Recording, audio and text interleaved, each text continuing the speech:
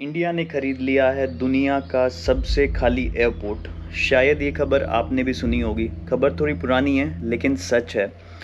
क्योंकि ये जगह जहाँ पे ये एयरपोर्ट खरीदा गया है ये है श्रीलंका में। तो आज मैं भी पहुँचा हूँ श्रीलंका के बिल्कुल सदर्न मोस्ट एरिया में, ताकि कुछ वीडियोस और कुछ नॉलेज के साथ हम जान पाएँ कि आखिर ये कदम इंडिया ने क्यों किया। सो हेलो, वेलकम, नमस्ते, सत श्री अकाल, अस्सलाम वालेकुम। Welcome back to a new video.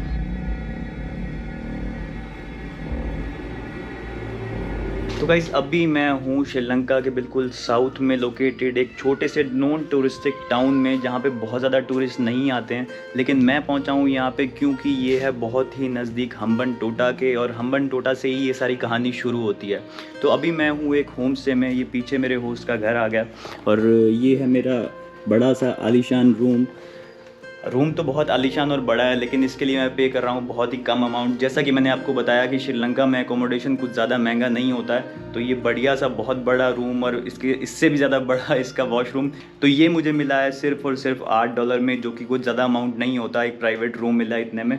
तो अभी मेरा प्लान है, अभी मैं नहा धो के तैयार हुआ हूँ और मैं एक स्कूटर रेंट करने वाला हूँ यहाँ से, और जाने वाला हूँ हम्बनटोटा। वहाँ पे जो लोकेशंस हैं वो आपको दिखाऊंगा और उसके बारे में स्टोरी बताऊंगा। बहुत ही इंटरेस्टिंग स्टोरी होने वाली है ये। बहुत कुछ आपको जानने के लिए मिलेगा इंडिया के बारे में, श्रीलंका के बारे में, इंडिया श्रीलंका रिलेशंस के बारे में, और साथ ही चाइना और इंडिया के रिलेशंस के बारे में।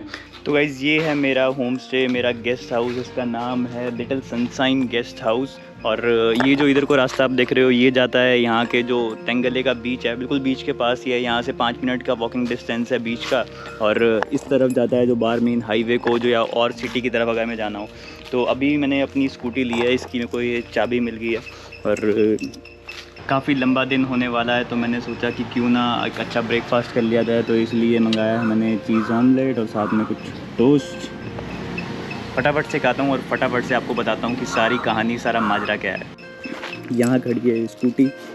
इस स्कूटी को लेके हम जाने वाले हैं आज का जो हमारा कार्यक्रम है।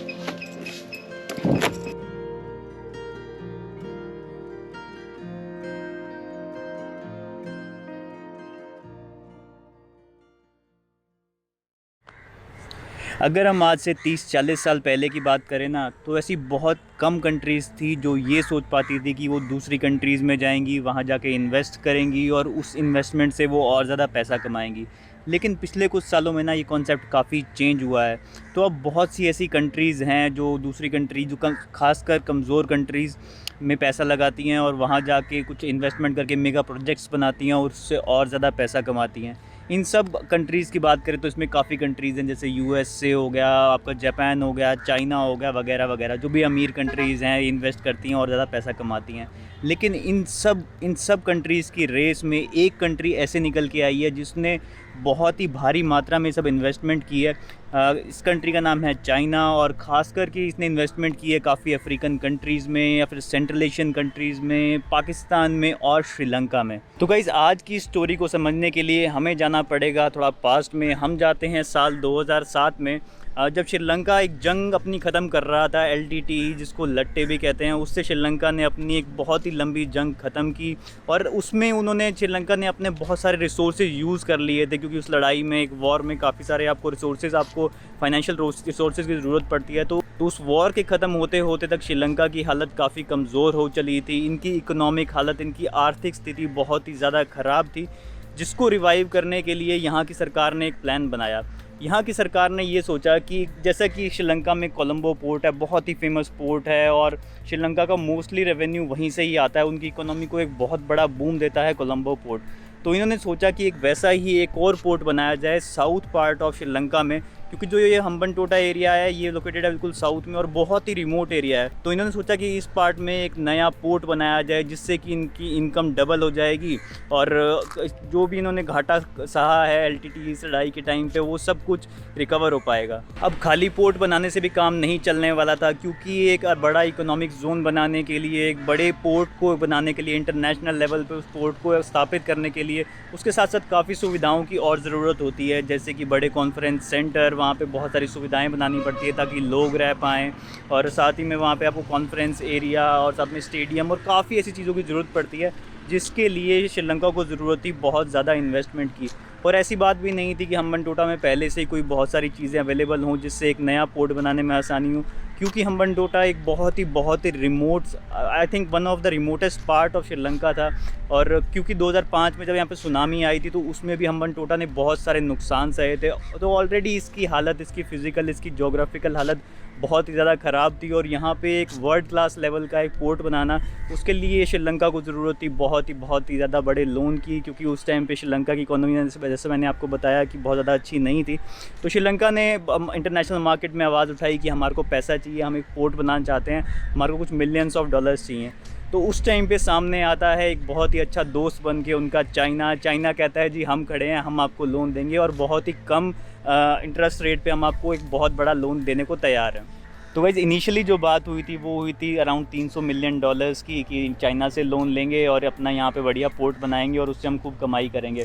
लेकिन जब प्रोजेक्ट बनने की बारी आई तो उसमें काफ़ी सारे पैसे की ज़रूरत पड़ती रही, और साथ ही चाइना ने बहुत अच्छे इंटरेस्ट रेट पे ये लोन दिया था।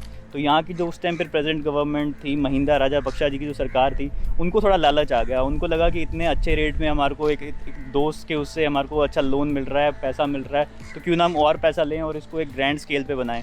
तो उस चक्कर में श्रीलंका चाइना से लोन लेता रहा और ये लोन कई मिलियन डॉलर्स को छोड़ो, ये तो कई बिलियंस डॉलर पे जाके रुका।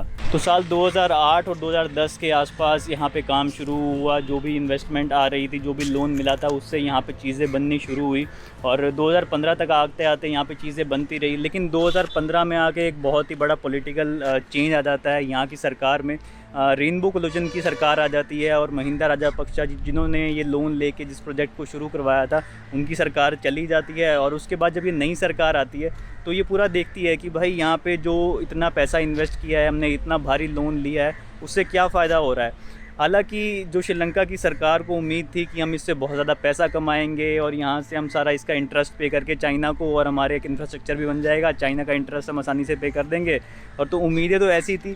लेकिन जो यहाँ पे रिज़ल्ट आया वो बिल्कुल उम्मीदों के बिल्कुल ख़िलाफ़ आया। जहाँ पे सोचा गया था कि इस पोर्ट में हर साल हज़ारों शिप्स डॉक करेंगे, उनसे रेवेन्यू आएगा, उनसे पैसा मिलेगा, उसकी बजाय यहाँ पे कुछ दर्जन, आई गेस 30-40 शिप ही डॉक हुए पूरे 2-3 सालों में। और जो श्रीलंका के सपने थे कि हम इससे पैसा कमाएंगे, वो धरे के धरे रह गए। लेकिन इस सब कहानी के बीच आप शायद ये सोच रहे होंगे कि भाई ये तो चाइना श्रीलंका की बात चल रही है, इसमें इंडिया कहाँ बीच में आता है, मेरे को हमारे को ये इंडिया की कहानी क्यों सुना रहा है और हिंदी में क्यों सुना रहा है। इंडिया की कहानी भी आएगी, इंडिया भी इस मूवी में आएगा, इस फिल्म में आएगा, इस रियल स्टोरी में आएगा।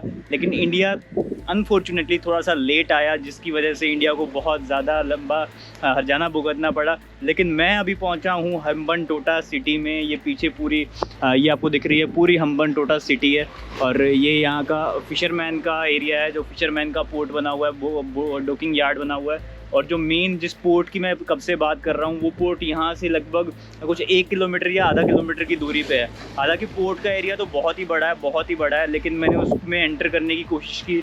बहुत सारे गेट्स थे, मैंने हर गेट से अंदर जाने की कोशिश की, लेकिन एक जो इंटरनेशनल पोर्ट होता है वो बहुत ही रिस्ट्रिक्टेड होता है। और ख़ासकर ये वाला पोर्ट जो मोस्टली चाइना के कंट्रोल में है। क्यों है चाइना के कंट्रोल में, अभी इस स्टोरी में आपको पता लगेगा। और काफ़ी इंपॉर्टेंट यहाँ पे मिलिट्री नेवी की यूनिट्स भी हैं श्रीलंका की, तो वो भी क्यों है उसका भी आपको इस वीडियो में पता लगेगा। तो अभी मैं कोशिश कर रहा था अंदर जाने की, लेकिन नहीं जा पाया, तो इस कारण मैं हम्बनटोटा की सिटी में ही बैठा हूँ और इसकी कहानी आप तक पहुँचा रहा हूँ। इंडिया की कहानी भी बहुत जल्दी आएगी, इस कहानी को बड़ा इंटरेस्टिंगली सुनते रहना। अब क्योंकि स्पोर्ट्स से कमाई हो नहीं रही थी और कुछ उम्मीद भी नहीं थी कि यहाँ पे ऐसी कमाई हो पाएगी, उसका रीज़न एक ये भी था कि ऑलरेडी जो कोलंबो में पोर्ट था वो सफिशिएंट था श्रीलंका की नीड्स को पूरा करने के लिए। यहाँ पे किसी भी हाल में श्रीलंका की इकोनॉमी के हिसाब से यहाँ पे बिल्कुल ज़रूरत नहीं थी कि एक और पोर्ट बनाया जाए, एक और एयरपोर्ट बनाया जाए। तो उन सब चीज़ों को ध्यान में रखते हुए कोई मतलब नहीं बनता था इसमें इन्वेस्टमेंट करने का।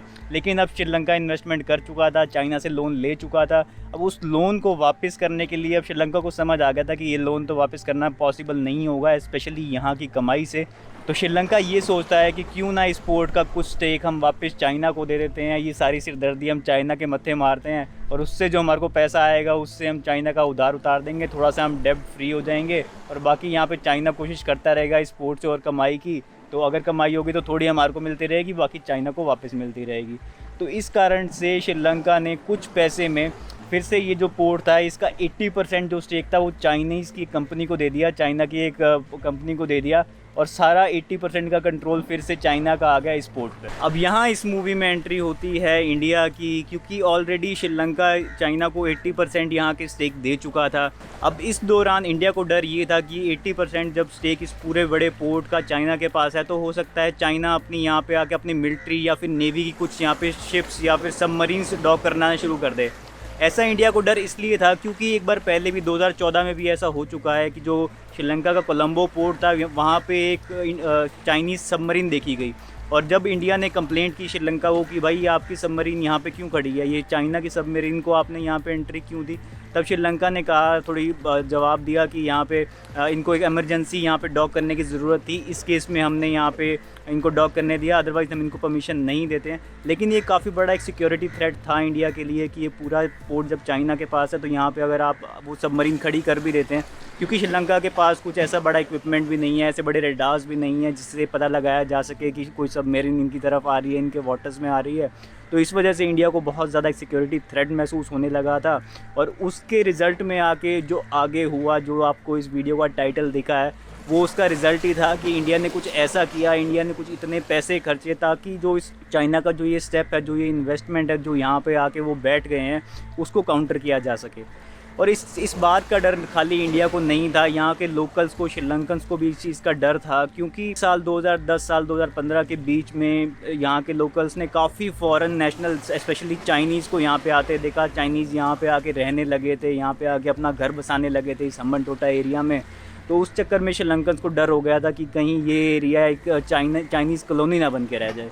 अब चाइना के इस थ्रेट का डर इंडिया और साथ साथ श्रीलंका के लोकल लोगों को तो था ही, साथ ही में इसका डर बहुत बड़ी महाशक्तियों जैसे कि यूएसए को भी होने लगा। अब आप ये सोच रहे होगे कि भाई यूएसए को इसका क्या डर, क्योंकि श्रीलंका के साउथ में एक यूएसए का आइलैंड है जहाँ पे काफ़ी वो अपनी मिलिट्री एक्टिविटीज़ करता रहता है। आई थिंक उसका नाम डिएगो गार्सिया है। तो उसके पास अगर एक चाइना की ऐसी कोई मिलिट्री कमांड बन जाती है, ऐसी कोई उनकी मिलिट्री की कोई यूनिट आके बैठ जाती है, तो उनको तो जाहिर से खतरा होगा ही, क्योंकि यूएस और चाइना के रिलेशन भी कुछ ज़्यादा अच्छे हैं नहीं हैं। तो इस चक्कर में श्रीलंका के ऊपर काफ़ी दबाव पड़ने लगा था, और इस दबाव के चलते श्रीलंका ने जो ये डील की थी 80% वाली चाइना के साथ, इसको फिर से नेगोशिएट करने का फ़ैसला किया। यहाँ प्रेशर था इंडिया का, यूएसए का और श्रीलंकन लोकल लोगों का भी। और उसके बाद दोबारा से नेगोशिएशन होती है, और उसमें ये निष्कर्ष निकल के आता है कि 80% की बजाय 70% स्टेक चाइना को दिया जाएगा, और जो मेन जो सिक्योरिटी का जो सारा अरेंजमेंट है वो सब कंट्रोल श्रीलंका के पास ही रहेगा। क्योंकि जब 80% वाली डील हुई थी तो उसमें सिक्योरिटी का सब कुछ चाइना के पास चला गया था, तो उसमें श्रीलंका का कंट्रोल बहुत कम बचता था। लेकिन जब ये 70% डील हुई तो उस चक्कर में 70% स्टेक वहाँ चला गया चाइना के पास, और जो सिक्योरिटी वाला कंट्रोल था ये वापस श्रीलंका के पास आ गया। और इस चीज़ को और ज़्यादा एम्पावर करने के लिए श्रीलंका ने एक काम क्या किया, इनका जो एक बहुत ही इंपॉर्टेंट जो सदर्न कमांड का इनका जो नेवल बेस है, जो कि पहले इनका एक गाले सिटी में होता था, उसको वहाँ से शिफ्ट करके हम्बनटोटा में ले आए, ताकि इस चाइनीज़ पोर्ट पे इस पर पूरी नज़र रखी जा सके। तो अभी मैं वापस आ गया हूँ मेरे स्कूटर की तरफ। यहाँ पे मैंने अपना स्कूटर पार्क किया हुआ था, और अब आपको मैं लेके चलता हूँ यहाँ से लगभग 20-25 किलोमीटर दूर एक और लोकेशन है, जो कि इंडिया ने अपनी सेटिस्फेक्शन के लिए किया। आपको थंबनेल देख के शायद पता लग ही गया होगा, लेकिन वहाँ मैं पहुँचता हूँ और उसके बाद वहाँ की स्टोरी आपको बताता हूँ कि कैसे कैसे इंडिया ने इसको काउंटर किया, और कैसे इंडिया ने इस चाइना की इस मूव का जवाब दिया। तो ये स्कूटर अपना खड़ा हुआ है, सही चल रहा है। इसको लेके पहुंचता हूं मैं उस एयरपोर्ट पे।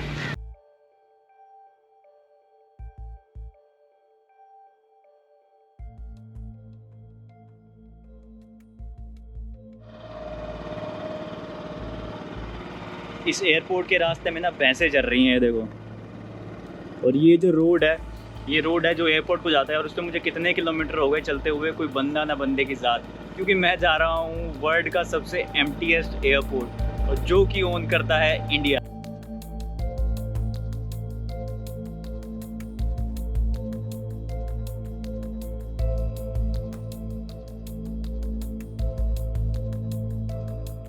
तो गाइज़ ये है वो एयरपोर्ट जो कहलाता है वर्ल्ड का एम्प्टीएस्ट एयरपोर्ट। कुछ लोग बैठे हुए थे, फौजी लोग भी थे, उन्होंने मेरे को गेट पे रोका, कोई पूछा कि भाई क्या बात है। मैं कहा यार टूरिस्ट हूँ, मुझे सिर्फ एक बार चक्कर मार के आना, जाना दो। कह रहे जाओ यार। और उसके बाद फिर यहाँ पे मैं गेट पे पहुँचा, जो इसका टर्मिनल का गेट था। हालांकि यहाँ से कोई फ़्लाइट जाती नहीं है, कोई फ़्लाइट आती नहीं है, सिर्फ अब आजकल कोविड के चलते कुछ 1-2 फ़्लाइट आने लगी हैं, जो चार्टर फ़्लाइट हैं वो आने लगी हैं, लेकिन उसके अलावा कोई भी कमर्शियल फ़्लाइट आजकल यहाँ से होती नहीं है। लेकिन फिर भी यहाँ पे इंक्वायरी पे स्टाफ बैठा हुआ था, पता नहीं किस लिए बैठा होगा, शायद यही चार्टर फ़्लाइट या कोई इमरजेंसी लैंडिंग हो, उस केस में यहाँ पे स्टाफ हमेशा होता है। और तो मैं यहाँ पे थोड़ा सा घूमा, यहाँ पे बस स्कूटी से ही घूम रहा हूँ। और बाकी अभी मैं यहाँ से वापस बाहर निकलता हूँ और आपको इसकी कहानी भी बताता हूँ। तो गाइज़, इस प्रेशर के चलते श्रीलंका ने अपना दोबारा से नेगोशिएशन की और उसके बाद उन्होंने अपना नेवल बेस तक शिफ्ट कर लिया हम्बनटोटा में। लेकिन स्टिल इंडिया यूएसए के प्रेशर के चलते, और इंडिया भी खुश नहीं हो पा रहा था, इंडिया सेटिस्फाई नहीं हो पा रहा था, क्योंकि उनको लग रहा था कि कहीं कोई ऐसी चूक ना हो जाए जिससे इंडिया की सिक्योरिटी के ऊपर कोई दोबारा से थ्रेट आ पड़े। तो इस चक्कर में इंडिया ने, जो ये पूरा प्रोसेस हुआ था एक्चुअली, जो चाइना ने पूरा इन्वेस्टमेंट किया था इसके, उसमें एक पोर्ट तो बनाया ही गया था, साथ ही लगभग 25 से 30 किलोमीटर दूर उस पोर्ट से एक एयरपोर्ट भी बनाया गया था, एक इंटरनेशनल एयरपोर्ट बनाया गया था, जिसको नाम दिया गया था मताला राजाबक्शा इंटरनेशनल एयरपोर्ट। तो बेसिकली इसको भी उसी इन्वेस्टमेंट से बनाया गया था। पूरे प्रोजेक्ट के अंदर इस एयरपोर्ट का नाम भी शामिल था, और जो भी इसमें खर्चा हुआ था वो सारा चाइनीज़ इन्वेस्टमेंट से ही आया था। प्लान ये था कि जब पोर्ट चलेगा वहाँ पे बहुत सारे लोग आके बसने लगेंगे, वहाँ बहुत सारी कमर्शियल एक्टिविटीज़ होंगी, तो यहाँ से बहुत लोग इंटरनेशनल फ़्लाइट्स लिया करेंगे और ये भी एक बहुत पॉपुलर इंटरनेशनल एयरपोर्ट बन जाएगा। लेकिन पोर्ट तो चला नहीं, तो एयरपोर्ट कैसे चलना था जब पोर्ट में कोई आ नहीं रहा था, कोई शिप नहीं आ रहा था, कोई ट्रेडर नहीं आ रहा था, कोई मर्चेंट नहीं आ रहा था, कोई इकोनॉमिक एक्टिविटी नहीं हो रही थी। तो यहाँ एयरपोर्ट पे किसने आना था? यहाँ की लोकल जनता ऐसी थी नहीं जो यहाँ पे एयरपोर्ट को यूज़ करे।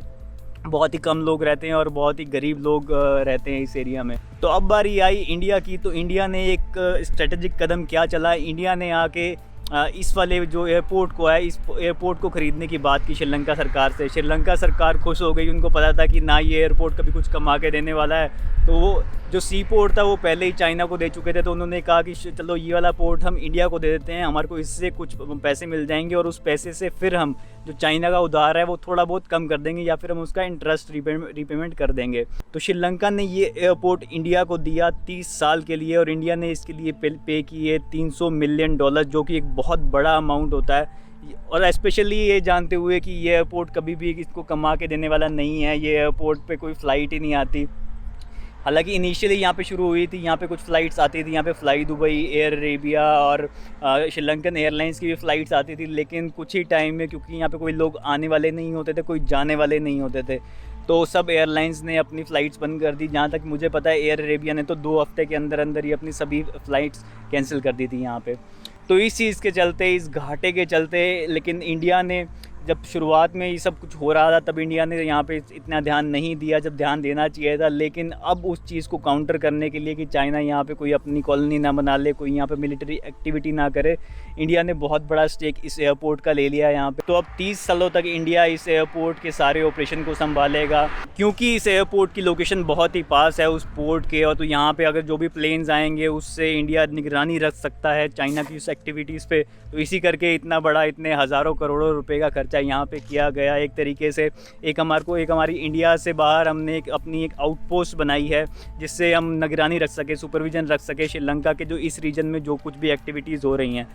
तो इस आउटपोस्ट का मतलब ये नहीं है कि इंडिया यहाँ पे लाके अपने फाइटर जेट्स खड़े कर देगा या फिर ऐसे रडार्स लगा देगा, ऐसा कुछ नहीं होने वाला है। क्योंकि अगर इंडिया वैसा करेगा तो चाइना को भी अनुमति मिलती है कि वो भी अपने यहाँ पे आके अपने नेवल शिप्स खड़े कर देगा। लेकिन ऐसा कुछ नहीं होगा, सिर्फ इंडिया के यहाँ पे ऑपरेशन चलते रहेंगे। जो फ़्लाइट्स का है, यहाँ पे इंडिया का कुछ स्टाफ बैठता है, तो वो एटलीस्ट निगरानी रख सकता है कि कोई चाइना की कोई सबमरीन या चाइना का कोई एक ऐसा बड़ा शिप, कोई मिलिट्री जहाज़ यहाँ पे आके खड़ा ना हो जाए। तो बस उसी चीज़ के लिए, इस 30 साल के लिए, इस चीज़ पे निगरानी रखने के लिए इंडिया ने ये कदम उठाया, जो कि एक बहुत ही अच्छा कदम साबित हुआ है। क्योंकि एक छोटा सा सिक्योरिटी थ्रेट हमारे इंडिया के लिए बहुत ही हानिकारक हो सकता है। बाकी मेरा यहाँ आने का मकसद सिर्फ इतने सारे किलोमीटर आज मैंने ट्रैवल किया, लगभग मैंने आज 100-150 किलोमीटर मैंने ये अपनी इस स्कूटी से ट्रैवल किया। इसका मकसद सिर्फ यही था कि मैं आपको ये इस टाइप की कुछ चीज़ें भी दिखा पाऊँ कि भाई क्या होता है यहाँ पे, क्या नहीं होता। घूमने फिरने की जगहें तो हर कोई दिखाता है, लेकिन ऐसी जगह जो हमारे हमारे देश से जुड़ी हो, हमारे वतन से जुड़ी हो, और इंटरनेशनल किसी और कंट्री में हमारा इतना बड़ा कोई प्रोजेक्ट हो, कुछ चीज़ हो, तो उस चीज़ को दिखाने का एक अलग ही मज़ा है। वैसी इन्फॉर्मेशन भी आपके साथ मैं शेयर करता रहूँगा। अगर आपको वीडियो अच्छा लगा हो, इस टाइप की वीडियो में आपको मज़ा आ रहा हो और ऐसे वीडियो देखना चाहते हो, तो मुझे कमेंट करके बताना ज़रूर। वीडियो अच्छा लगा हो तो लाइक भी कर देना। बाकी फिर से मुलाकात होगी नेक्स्ट वीडियो में, तब तक के लिए take care, bye bye, sayonara.